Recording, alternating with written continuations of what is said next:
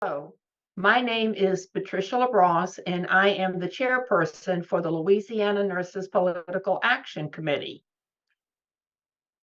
LANPAC is conducting interviews with candidates for our state legislative seats, and we want to learn more about them. We want to know where they stand on the issues that are important to nurses and to the health and welfare of our citizens.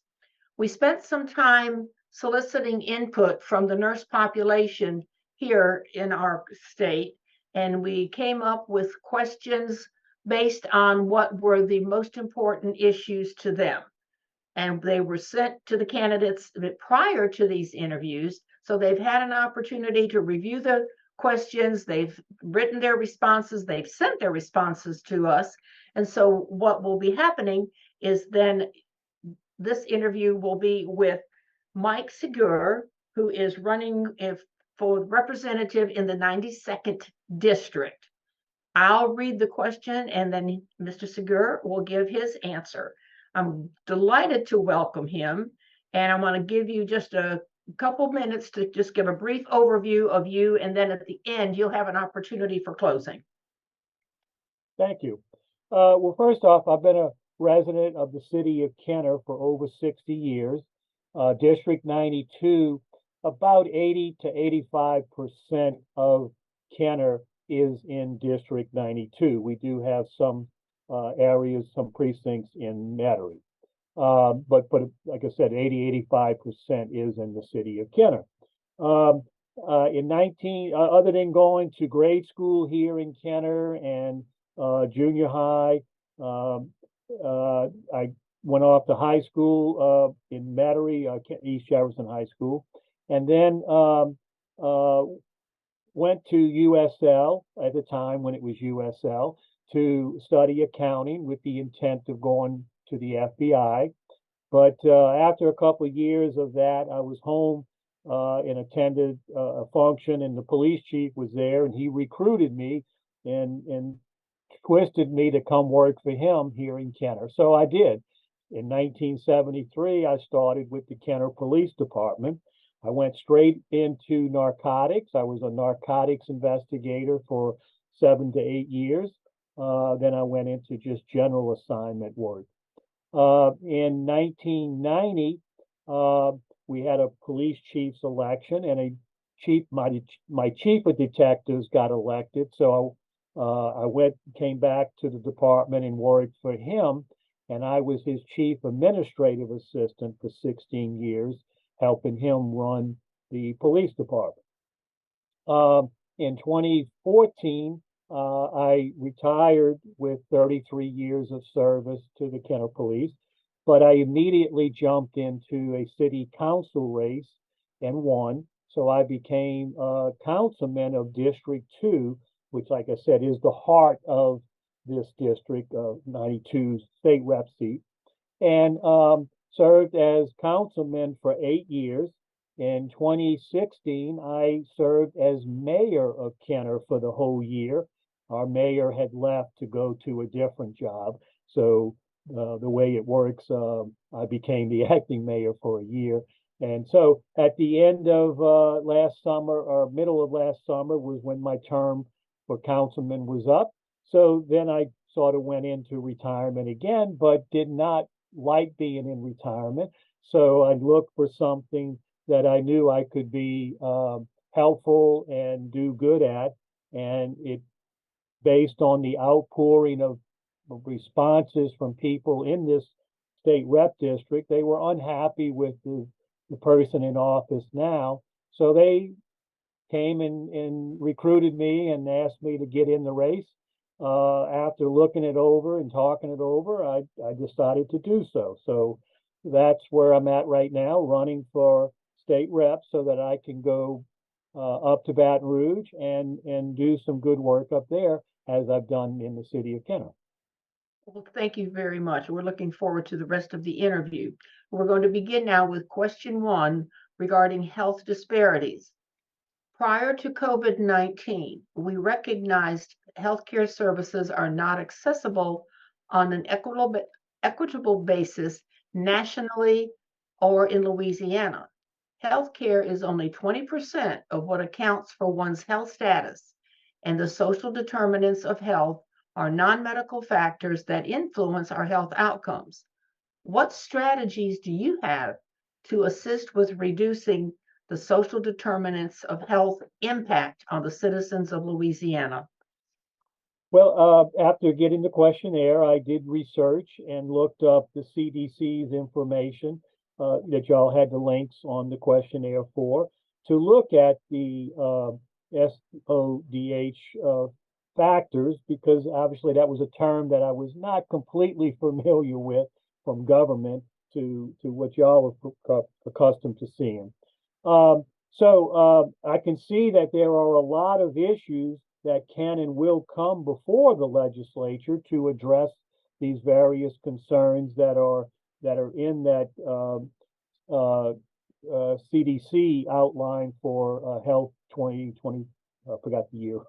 And so with that, I know that there are things that I can do, to help out, like the economic stabilities, the education and access qualities, healthcare access, and those other components that make that up. So I would just like to assure your organization that I pledge to keep abreast of all of these concerns.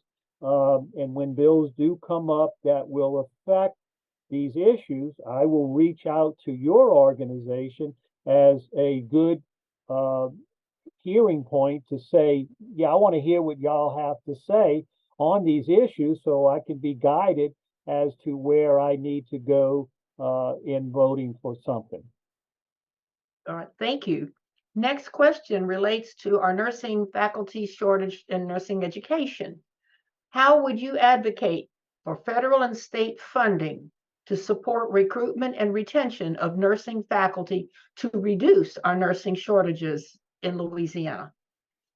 Well, obviously, that's a big question because there's a lot of unemployment going on and entities that need employment, but yet we have so many people on unemployment. So one thing that I would do first off on the state level is ensure that our unemployment offices are up to date and have proper funding to be able to interest the people that are coming through their doors that, hey, look, nursing is a great profession to get into, and we would like to guide you into that. So, there are training dollars available that we can fund some of the training for you and grow that number as needed if more individuals are interested, because it does two things. It helps fill your vacancies, and it would help the state get people off of unemployment rolls. So seeking the funding to also match those that are already trained in the nursing field with jobs. That's part of the unemployment office, is to help people find jobs. So once we know if someone comes in and is already trained and is looking for work, then we'll know to point them to entities that we know in the state, whether it be hospitals and clinics and that need assistance and need employment. I know that your medical facilities, your hospitals, your clinics, they're desperately in need because I mentioned in a later part that I have a sister that's a registered nurse, so I talk to her a lot about what's going on, and she lets me know. So I have, some of the insight on that. But the key is that I see is just to get people that are interested and get them interested that nursing is a great field to get into. All right, thank you very much. Our next question is on safety and violence. Gun violence continues to roar through our communities, in schools, houses of worship, shopping malls, grocery stores, outdoor gatherings, etc., etc., etc. What factors do you see as critical to bringing an end to these senseless acts? Do you have a strategy to address this problem? Well, I have 40 years of law enforcement experience. So with that, I have a lot of knowledge on crime, who commits the crimes, why they commit the crimes, and I'll use that knowledge to help work on the ways to start bringing it under control. But, I'd like to just add that, the gun is not the one that does the crime. It's the person holding the gun and presses the trigger. The gun on itself doesn't do it. So we have to go after those individuals to get that addressed with them. Why are you committing crime? And it may go back to the other issues we talked about earlier, the social things, how they're brought up, that we need to address so that we can get out of their minds the need to commit the crime. And so with these functions is where I will be very keen on looking for bills to get passed to address these individuals who are committing the crime, not necessarily go out and throw them in jail, but to find the means to get them more interested in a healthy and well-being life of good things, not crime. Another piece of that whole section has to do with rapid fentanyl test strips. They can be used to determine if drugs have been mixed or cut with fentanyl. With important information about fentanyl, healthcare providers can take steps to reduce the community risk of the overdose. How would you support legislation, to make rapid fentanyl test strips more readily available? Well, I went at the latter end of my career in law enforcement was when Narcan was first becoming available to us on a readily, easily availability because of the people with the opioid problems, and it was a good way to save their life immediately once we administered it. So even though that has gotten through its peak and now leveled out to where it's easy to get Narcan, the fentanyl testing can follow the same path. And the monies that are there that were used for Narcan, which is now more readily available, it can be easily helped to bring the fentanyl test in. But I do have to just sort of preface that and say that, I spent 8 years as a narcotics detective and was fighting all of the drug problems that cocaine and marijuana, LSD, and I just not sure how we're going to convince a drug addict who is about ready to take a pill or something to do a test to find out if it's laced with fentanyl, because that's not their interest at the moment. But it does have a lot of interest for the people like in law enforcement and others who do handle these drugs in just as part of their job to try to get them tested to know if they're laced with enough fentanyl, because if on a powdered form it can kill somebody in just a minute. So we got to work that out, but we got to figure out how to get the testing inserted before they use the drug. Okay, thank you. Our next question has to do with access to care. Are you supportive of actions to remove arbitrary barriers that prevent all healthcare practitioners, including advanced practice registered nurses, from practicing to the full extent of their education, licensure, and training? Well, certainly, I'm very supportive of removing any barriers. If I'm not familiar to say that what is out there as a barrier, because I know in my personal life, I see quite a few nurse practitioners from various ailments that I may have. So I know they're there. I know they do a wonderful job, and I would love to see more of them. So yeah, I'll support any measure that is needed to make that easier. I would certainly have to get more information from y'all. What is the barrier so I'll know to go after it? Thank you. Okay, these next two are general questions. What are your legislative priorities? Well, in form of priorities, we have quite a few things, but initially, I want to address the education problem. Our schools are in some areas failing our kids by giving them a proper education, but in other areas, they're doing a wonderful job. We have private schools, we have public schools, and we have charter schools. The charter schools seem to be doing wonderful, as well as the private. The publics seem to be falling below the standard that we need. So I need to find out how to make the public schools come up to the same par as our private and charter schools and get them on that level. So it doesn't matter where a child goes to school. Like I said, whether it be a private, public, or charter school, that they'll get that same level of education. So that's one of my priorities. Insurance. Insurance is another big issue across the board for residents right now between property, automobile, all forms of insurance are just way, way out of hand in the premium cost.